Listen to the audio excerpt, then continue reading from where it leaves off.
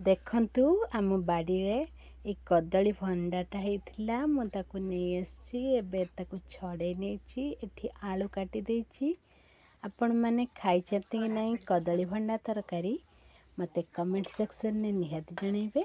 देखंतु एको एमिति हळदी पानी रे सिझे देबे जहा फल रे यार कसा अंश बाहरी जिवो। एठी आलू मु भाजी नेछि तापरे आपण एमिति टमाटो पियाज को चुन चुन करी काट नेबे। मु एठी अदा रसुण को छेची नेछि। देखंतु एबे हमर हे जाईछि। एबे मु पियाज को भाजी नउछि तेल रे तापरे मसला पकेइबा आ टमाटो पकेइबा ताकू भाजीबा भल भाबरे।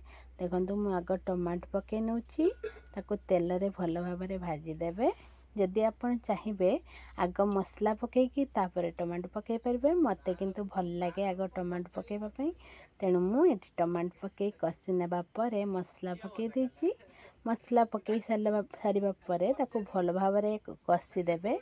देखंतु अदा रसुण रो जो गंधटा बाहर जाइछि। एबे मसलार गोटे बास्ना पळै आछि। आमे एठी सिझेकी रखिथिबा भंडा को छाणी नेले तापरे ताकू आलू सहित पकेइकिना कसीबा। देखंतु मु एठी पकेइ देछि आलू सहित ताकू भल भाबरे कसीबे जेमिति भंडारे थिबा अधिक पानी बाहर जिवो जहा सुखा सुखा हे जिवो सेही पर्यंत भाजिबे।